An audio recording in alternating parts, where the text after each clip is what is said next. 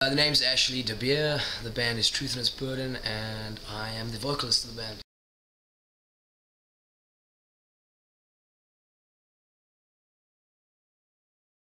Pretty much, we were looking around for names. I'm a huge Hope Conspiracy fan, and they got a song, it was actually the first song that I really got into with the band. They got a song called Youth and Its Burden. Playing around with, song titles and stuff could usually kind of be a good way to start looking for a band name, and yeah, changed Youth with Truth. There you go.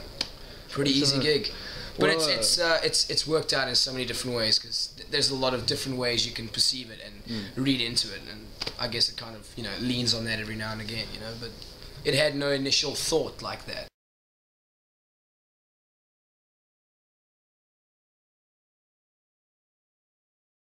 Oh man, it's an amazing feeling. It's something that we feel though that every band should do, no matter where you're from. It's amazing that we've worked to a point where we can, sort of stand on our own 2 feet and do that, and do it on a DIY level at the same time. It's great to be able to do that, and it's great to, sort of stand as one of the only South African bands who have done that in the history. It's not every day that SA bands do that, so it's rare to be one of the bands that are doing it out there, especially now, current and all. But yeah, man. It's a great feeling. It's cool to be out there, sort of like repping your country, and hopefully we do a good job of it. Hopefully people, respect what we're doing, respect where we're coming from, and appreciate what we bring to the music, So yeah, it's a great feeling.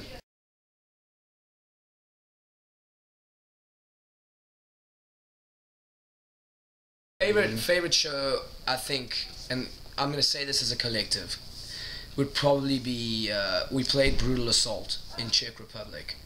It's a huge festival.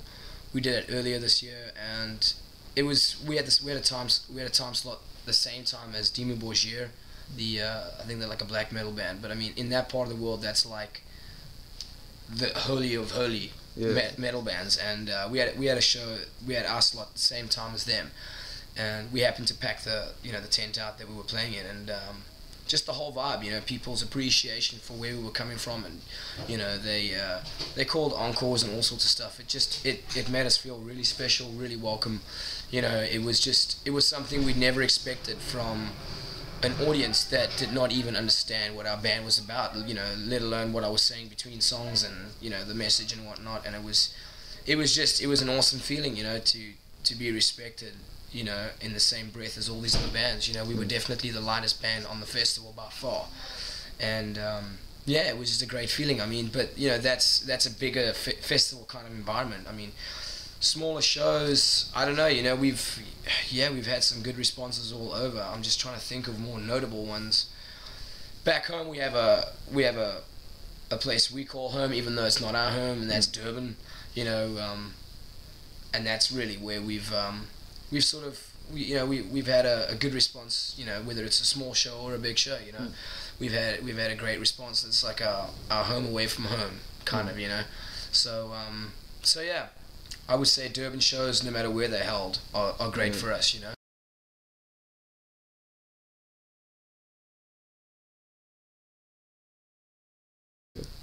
Wow. For me personally, I'd probably say, and this is going to sound so crazy because people hate him, but when I was growing up, I was a huge fan. I started out on drums, so I was a huge fan of Metallica's Lars Ulrich, or Lars Ulrich, however you say it. So, seeing him play and, the energy he brought to music, it kind of made me want to play. So, but yeah, in later years, I sort of, found different artists. Being a huge fan of bands like Hope Conspiracy and stuff like that, it became an eventual that I, start singing a more aggressive style, and I moved over to vocals, and that's kind of what really got me pumped up with bands like that, So, yeah, I don't know, there's a lot of different influences. Lyrically, I've always leaned more on the sort of like Shai Hulud kind of vibe, Misery Signals, that kind of stuff, But, yeah, I guess there's so many bands now. I tend to write a lot of positive stuff, which is fueled a lot of, fueled from bands like Shelter, who have a very sort of spiritual sense and a sort of positive take on things. So I'm more into that kind of stuff. So it varies, man. It's just, different genres have different things to bring to it, and you kind of mold them all together into one thing. And that's kind of, where I take things from. But I mean, every guy in the band has their own sort of influence, I guess. For our bassist, it's brand new. For our guitarist, it's Misery Signals and Shai Hulud. For amongst so many others. But I mean, I guess those are the most notable ones I can sort of straight off the cuff say.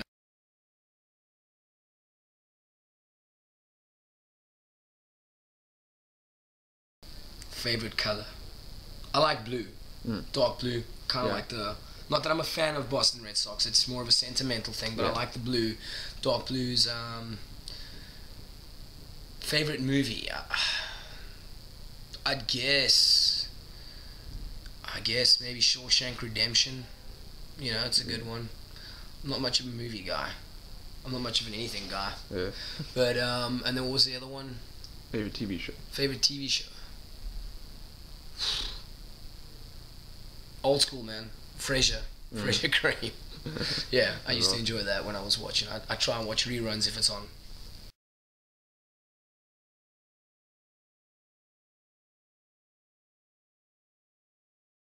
Try to do things for yourself as much as you can. Learn the ropes from the get-go. Try within your band, learn how to do graphic design, learn how to book your own shows. Start out with booking your own shows. Getting kids interested in your band. Go to venues, promote your own shows. Try and do as much as you can on your own. The more you do on your own, the more control you have. Design your own CDs. Try and learn how to record your own band. Stupid things like that you maybe think are stupid make the world of difference down the line. And so few bands do that. They take for granted. They think that well, we're gonna get booked by a booking agent. We look for a manager. Learn how to take those roles on in your band yourself. The more you have control of yourself, the more you just empower your band, the more the rest of the music industry respects you, If you go out and you book your own tour, it stands, especially when you're starting out, it stands for so much more in a record label's eyes than you waiting and sending press kits everywhere, Anybody can send a press kit, but it's not everybody that can go and book a tour, And when you're starting out, those are the little fundamental basics that record labels now, I feel, look for. If you're gonna wait for the phone to ring, it's just never gonna ring, And that's so few bands see that, And I think it's kind of sad, So I guess if you can, that would be the best advice, And just keep on trucking, There are gonna be a lot of things in your band career that's gonna let you down, or just your career in general. There are gonna be a lot of setbacks in life, And if you can try and, instead of looking at them as the worst thing possible, rather look at those things as defining elements to your character, personally, and your character as a band, I mean, don't let the financial setbacks of any tour break your spirits to tour again, because there's going to be so many harder roads that you're going to travel down in life that are going to break you even more. So rather take the good things from those bad experiences, and there definitely are many good things, take those good things and put them towards, something great towards the future, Maybe plan better, stupid things like that, I mean, every time we tour a new place, or even back home, there's something that happens, and it helps you sort of make the very next tour that much better, And that's kind of what doing things for yourself empowers you with. It gives you the ability to learn from the experience and just be a better person and be a better, musician, or be better at your career, or whatever it is that you put your heart and spirit into, that goes for any industry, irrespective of what you do. So that's the one thing that I guess I could say. Yeah.